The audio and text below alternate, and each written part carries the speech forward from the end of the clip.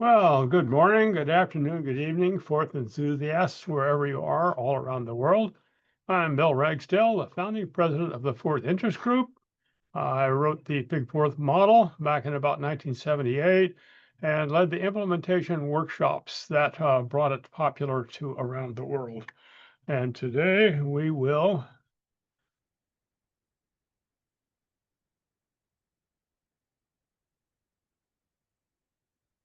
explore object-oriented Forth as implemented on Win32Forth.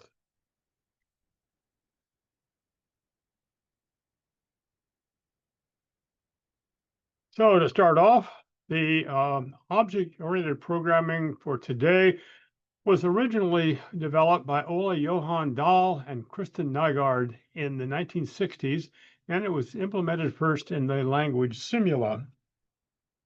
But the term object-oriented programming was actually coined by Alan Kay, a very creative fellow around 1966 working on Smalltalk. But we know the concepts were actually developed by Charles Moore in the 1960s with Create Does. And we'll begin with an exploration of how Create Does was a pattern for object-oriented programming and how it grew from there. The version done in Win32Forth was actually patterned after the language Neon, which was proprietary, and which grew into the language Yerk, which was a public domain.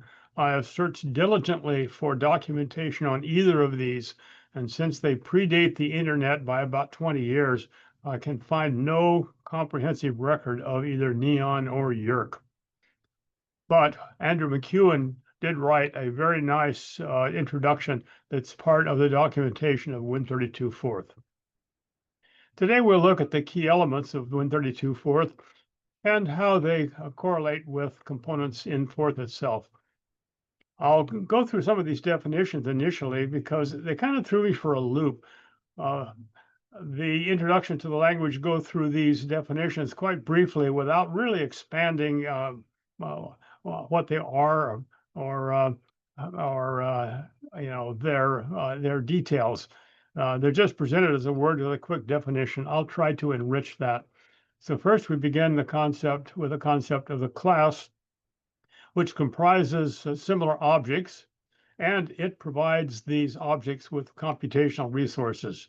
That is, a class will create an object, and then it endows that object with resources. And those resources, of course, are the ability to execute, which are colon definitions, and data, which loosely are referred to as variables. These resources may be passed down downward to child classes. So a class can have child classes, and those child classes can have yet grandchild classes. This is a well-known concept in computer science called inheritance. An object, once created, is an isolated functional structure created for a specific purpose. For example, in a file system, you would have each file would be associated with its own object. One of the values is that objects provide encapsulation, that is sealing, that is enclosing, that is isolation. The components of the object are removed and freed from accidental activation outside the object. The components within the object, number one, are data elements, and they are accessible from only within that object. And finally, methods, which form the only access into the object. And we'll see that methods are in reality a special purpose Forth word. So let's look at it systematically. We start with a class. A class, again, will become a group of objects, and it inherits its resources from yet a superclass. So way up at the top is a superclass, which really is the code that is used to build upon the actual classes themselves.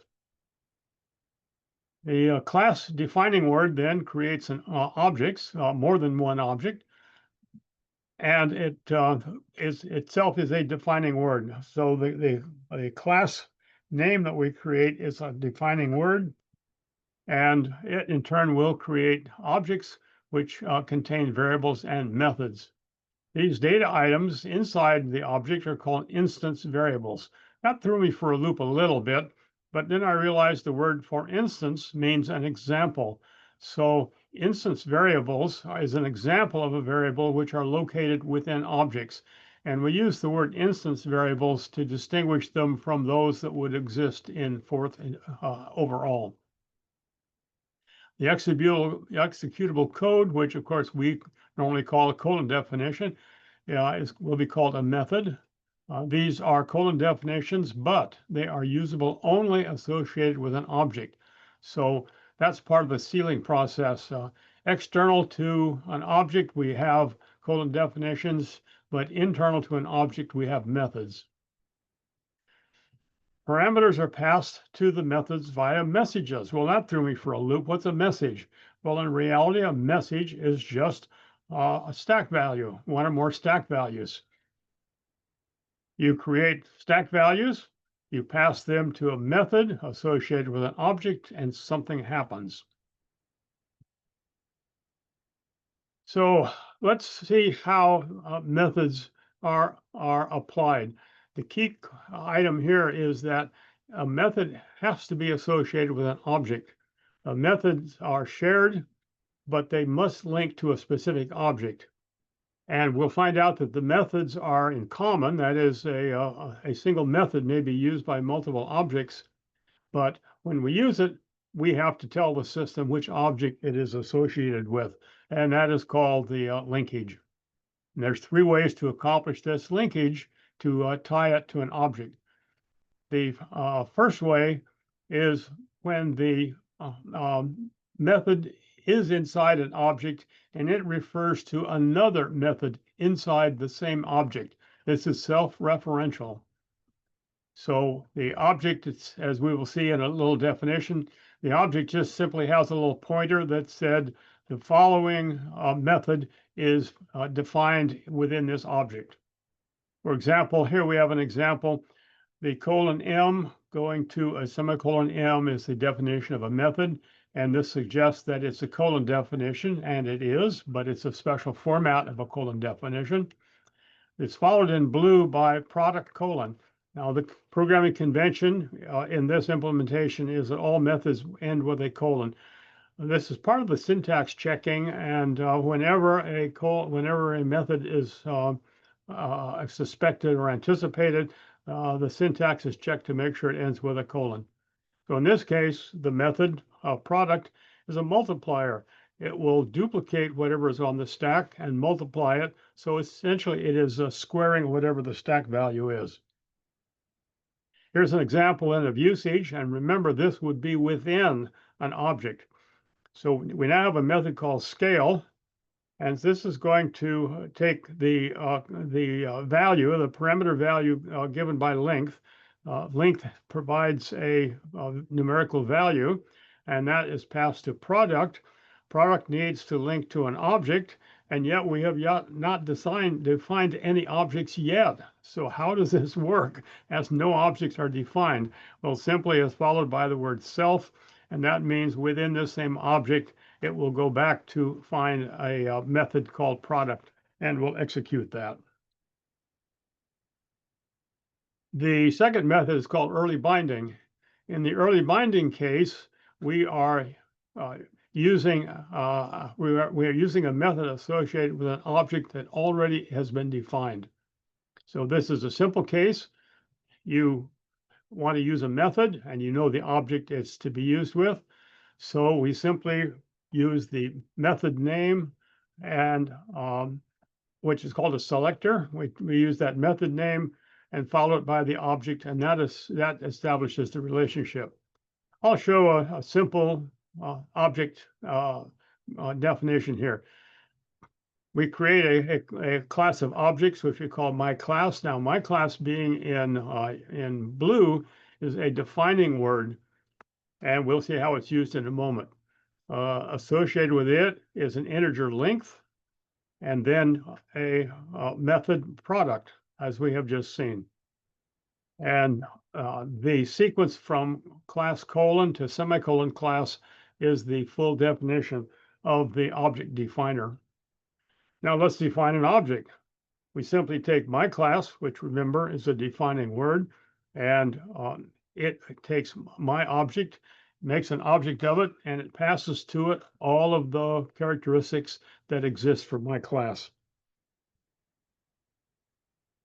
Later, we will use this object in a fourth word. So I'm defining the word colon fourth, which is a fourth word, takes the number 1000, and now it passes it. Remember, this is a message. It passes that message to product, which is a method, but the method needs to be associated with an object, and certainly it's followed by the word my object. It looks ahead in the input stream, it finds the object there, and so it creates the execution path.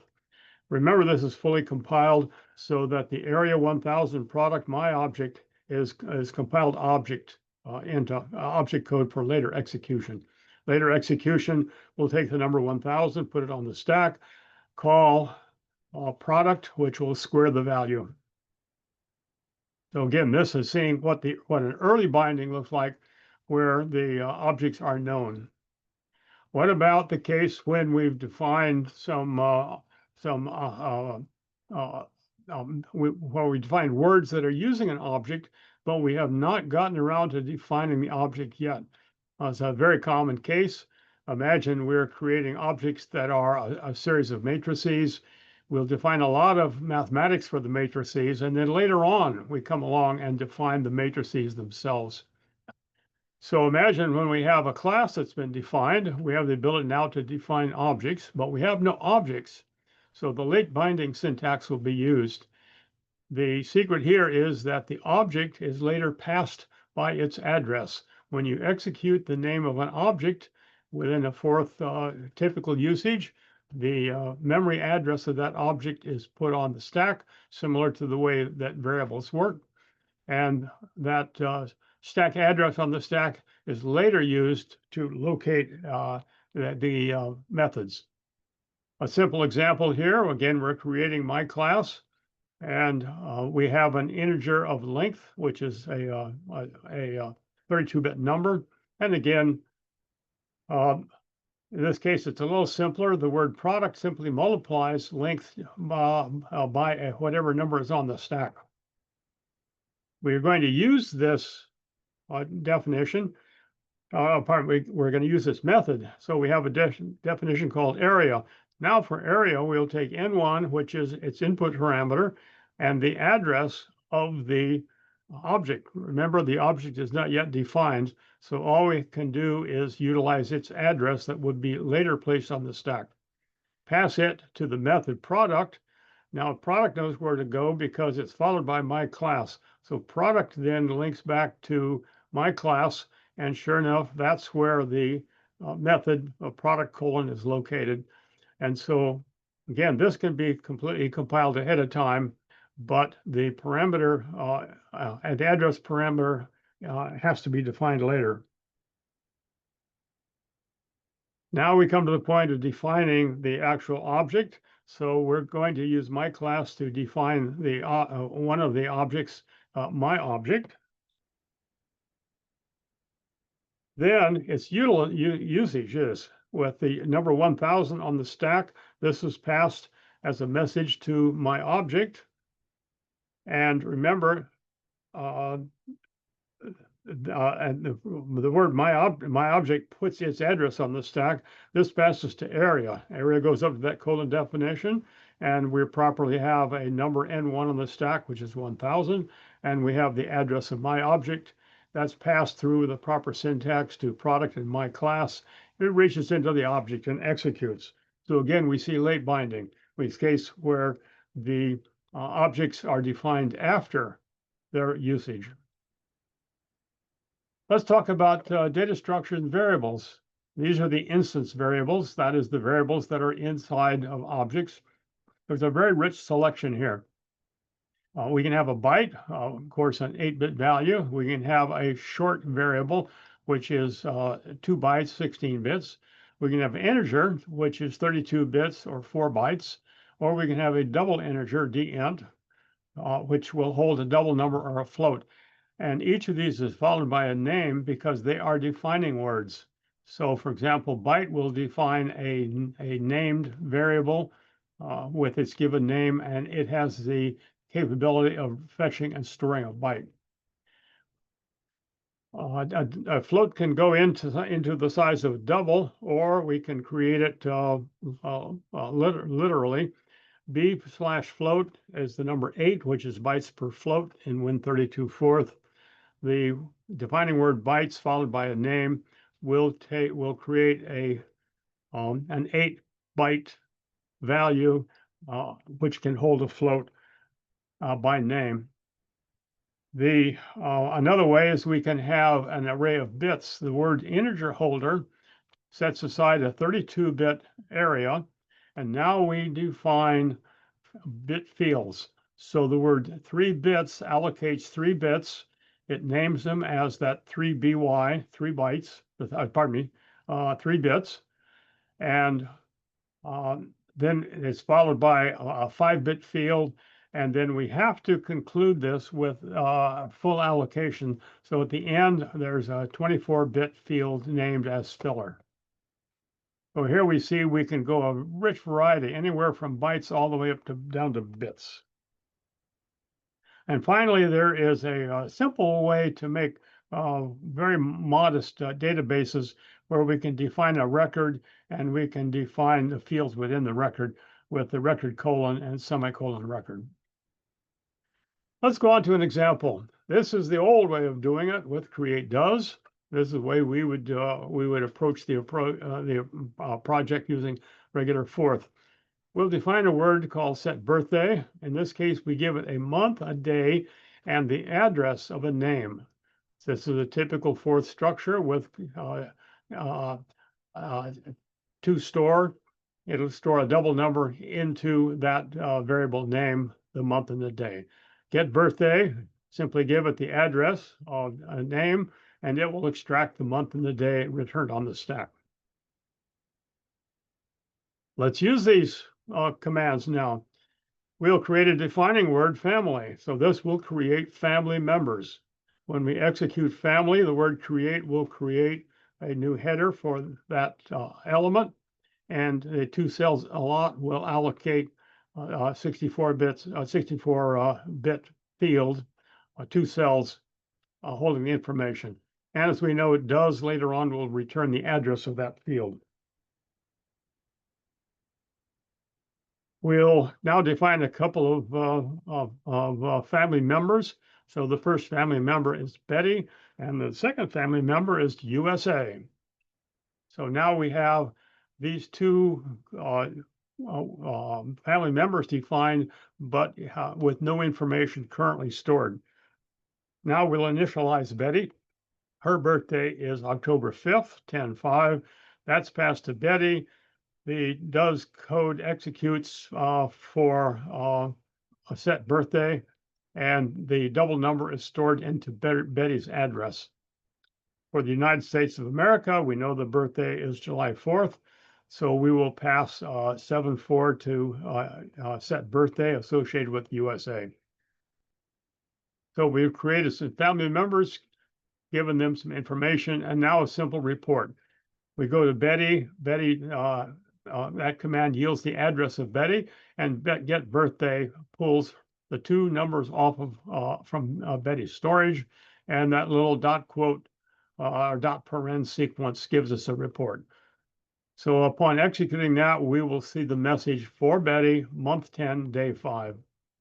For the USA, remember we've loaded the 4th of July into birthday for the USA. We do the report, and certainly we get back month 7, day 4. So this is the Bill Does version. Let's look at how we do this with object-oriented programming. We're going to start out by creating a class definer for family members. The green family defines family members. We'll simply use a double integer, birthday. This will hold the month and the day for each family member. What used to be colon definitions outside the object are now inside the object as methods. So set birthday passes the double value to birthday. I won't go into it in too much detail, but the instance variables in Forth really behave as values do. Executing the name of the item returns its object, and with a 2 in front, it stores into the object. So set birthday writes the double number into the birthday of a particular object. Get birthday simply executes the word birthday, which, as a value would do, returns the value, in this case, a double value. So that's the whole object definition. Now let's apply it. So the family defining word defines the word Betty, the object Betty, and then her birthday, October 5th, is passed to the method set birthday, which references the object Betty, and it goes up into the code of set birthday, and we see that her 2 numeric values will be stored for her birthday. For the USA, the same thing. We give it July 4th. And pass that to the method birthday. Method birthday references the object USA, and the information is stored in the object. Notice that the data for each object is independent. Betty has her own data, and USA has its own data, but they share the common methods.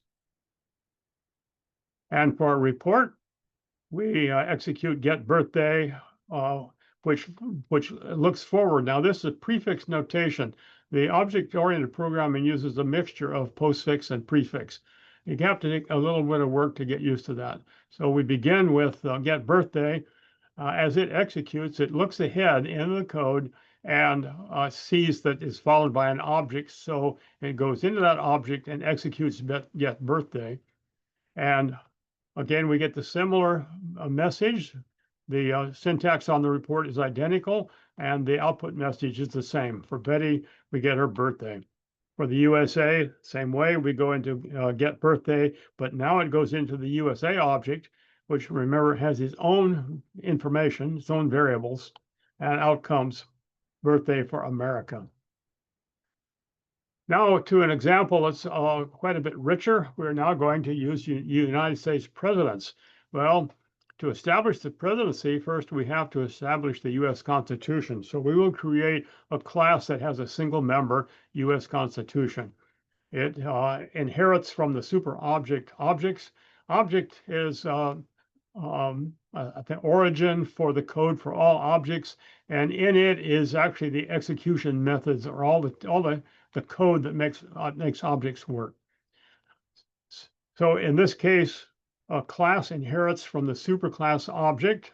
That gives it the structure for how it's going to execute. And that's all it does in this case. Now, in the U.S. Constitution, of course, we would in that object we would put in all of the rules, procedures, methods, and so on of the U.S. Constitution. With inheritance, now we'll define presidents, and of course, the presidents have to follow the Constitution. So they are inheriting their powers from that Constitution. So we define the class of presidents, and remember the green president word is actually a definer. It will define the objects of presidency. And the super from U.S. Constitution says it inherits from the Constitution. So on this basis now, we have this defining word for presidents, but the common methods have yet to be defined, and the instances variables have yet to be defined. So let's complete that. Associated with the president are going to be 3 pieces of information. First is the size of the army. The second is the total value of the U.S. Treasury. And the third is the total value of U.S. debt. We will have 3 methods to support the president. First is the method entry. And now we see we will be passing to it a message which is comprised of the U.S. debt, the U.S. Treasury, and the U.S. Army size. Notice these are the total values. So the entry is an initial value. At the beginning of the presidency, what with the U.S. debt, the Treasury, and the Army size. Now, annually, we get the information of the changes. So record will take the change in the debt and increment that to the U.S. debt, the object, the variable above. It will take a value and increment the U.S. Treasury from that. And then thirdly, it will increment the value of the Army size. So this is our annual value used for updates. Finally, we have, again, on an annual basis, a report. We can get a report on the Army size, the Treasury, and the U.S. debt. Now, remember, these are like values. So merely executing the word Army size passes to the stack the size of the Army, the same for the Treasury and the U.S. debt. So there is the complete object for the U.S. president, a U.S. president. But remember, we have yet to define the objects themselves. Leading to that, we need a way to get some report writing. So the support code here, first I have dot header, and this gives us a simple report heading. It'll put the name of the president out and put a heading of the year, the Army, the Treasury size, and the debt as the header. Then year by year, the word dot show will give us the report for any year. In that case, we will pass to it the size of the Army, the size of the Treasury, the size of the debt, and the year, and it will do a lot of formatting, moving things around, adding spaces, swaps, bytes, and so on. So this will show us line by line, 1 year at a time. Now we need some data. So here's the presidential data. This are, again, be careful, these are changes year by year. The president each year will get a report on the number of people added to the Army, the change in the size of the Treasury, and the change in the debt. So these are incremental values. We give it a year, for example, 1791. In that case, 1,000 members were added to the Army. The cash value of the Treasury was not increased, and in fact, the national debt was decreased by $11 million. Down year by year, we see, and we cite an interesting point at 1794. 1794, the size of the Army all of a sudden jumped up, but times 20. It went from 500, the change, from a change of 500 up, it went to a change of 10,000 up. Why? Well, because Alexander Hamilton had a militia go into Tennessee trying to collect whiskey taxes. This was the so-called Whiskey Rebellion. We're trying to, from the legal and illegal distilleries, help finance the government by taxing alcohol. And they had a civil insurrection called the Whiskey Rebellion. Later on, we see in 1862, 1863, 1864, the effect on the Army of the U.S. Civil War. Better call the War of Secession, but I'll use the term Civil War. And in 1862, the Army went up by 73,000. Then it went up by 500,000, and then it went up by almost 500,000 again. Well, let's see how these incremental values are handled. This is the overall report. This is our presidential report, action. If we give it the object of a president, this will be the identifier or who is the president, and then a start year and end year, we'll get a report for what's going on. The two-pick dot header takes the president object and extracts the president's name, and it gives us the next stage is the that present year's data. This is the data just before the president starts. And now finally a do loop year by year. So over the range of years, first is we get the changes for that particular year. This is passed to record. So we record the changes for that year into the object for this president. And remember, this is generic. This code works for all the presidents. And it is independent of the actual year because each president has its own year values, but it's generic for the president. Then next, we duplicate the president's ID and pass it to the report, and now we will get the year's data. We will get the 3 values for that year. And finally, I.show calls that one line display to show us what the status was on that particular year. So we see a header, we see initialization, and then we see year by year. So this is the action for a given president. Let's look at President Washington. First, the defining word president defines the object Washington. We then take the size of the Army, 500 men, the zero net asset value, and a debt of $54 million, and pass that to Washington. So this was actually initializing for the year before Washington took office at the end of the Revolutionary War. Now, once we've established the object Washington and we've initialized it with these values, now we will do action to generate our report. So we take the object Washington, stack value, year 1791, 1797, and stack values, pass that to action, and then it will use that object model for a report. And sure enough, here is Washington's report to Congress. The header shows Washington. Notice Washington is capitalized because it's actually, that's the name field of a fourth word. And then we see year by year. The first year, the Army of 1790 was only 500. Treasury had zero net value, and the debt was 54 million. Year by year, it steps down, and we get down to the Whiskey Rebellion, 1794. The Army, which was augmented by a temporary militia, jumped to 12,500 men. Treasury had zero net asset positive value, and it had a debt of $74 million. And so year by year through Washington. Let's look and see how it worked for President Lincoln. The class defining word president defines the word Lincoln in green. We initialized Lincoln. So Lincoln started with an army of 16,000, zero total assets in the Treasury, and a debt of 65,000. And now this is followed by a method with a code definition and the object definition Lincoln, or the class definition Lincoln. So the stack values, the message, uses the method entry going to the object Lincoln and executes, and that initializes Lincoln's data values. Now we go to the report mode. So Lincoln object goes to the stack, the year 1861, 1865. These stack values as a method are passed to action, and then action goes back to that code we saw earlier, and it gives us our periodic report year by year. So here is Lincoln's report to Congress. Every year the president goes to Congress and says, how are things going?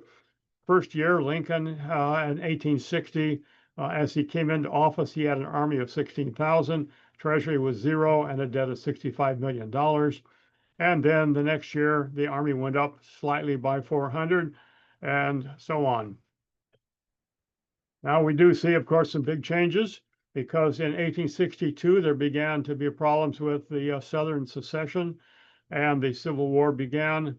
In 1863, the Army made a gigantic increase, almost 10 to 1, up to 600,000. And of course, look at the debt. The debt went up. It had been around 65 to $90 million. Now the debt goes to $1 billion the first year when the country debt broke $1 billion. 1864, again, the Army increased in size quite a bit, and the debt increased likewise. And we see the Army size stabilized in 1865, but what isn't shown here was about 300,000 soldiers were killed on the Union side, and about 300,000 soldiers were killed on the Southern side, Confederacy side. So even though the Army was roughly the same size, there was a tremendous casualty load. I understand that the total casualties of the war were about 600,000 men, which was about 10% of the men of that time. So we've used two examples of the two presidencies to see how the messages, objects, and methods are integrated. So let's conclude with the overall features. First, we see that object-oriented programming does have features in common with Forth, although they are much more expanded and generalized. Sometimes an object could go, we've seen here the objects that are maybe 4 to 5 lines long. The object could easily go to be 30, 40, 50 lines because they will contain a lot of code specialized to those objects only. We saw here the case of inheritance, where the Constitution was defined, and then the presidency inherited his capabilities from that definition. Also, the objects all define from a super method called object itself. Sometimes it's a little hard to keep track because if you have 3 levels of object definitions with inheritance, they will actually work backwards. You can, at any given level, you can use methods that were defined for the levels above. So it sometimes is a little bit hard to track at what level you're actually operating. And utilizing this for several projects, I find that there's about a 3-to-1 increase in code density. That is the number of functions executed per unit of code. I did a complete matrix system, or a shell of a matrix system in 1 page, which includes initialization and report generation. I may at our 4th day go into that because it's really quite ingenious to be able to create a whole matrix system in 1 page. But it does show you the power of object-oriented programming. Well, Win32Forth documentation, this area is a bare minimum. Andrew McEwen did write about a 20-page introduction that gives you the top level and gets you started in it. And I've incorporated that into the book I'm preparing on object-oriented forth. But a lot of what I have had to learn is going back to the source code, reading the source code. And as a result of that, I consider myself an object-oriented novice. At least I was 6 months ago. I'm getting pretty good at it now, but I am a detective in search for knowledge. So with that wraps up my exposition on object-oriented programming in Win32Forth. Since this is a magic of recorded program by recording delay, I can't conduct a discussion. But possibly Kevin may want to open it up for questions or comments from people in our group. So this is Bill Ragsdale saying thank you, goodbye. We had a great session today, and I hope to see you in the future.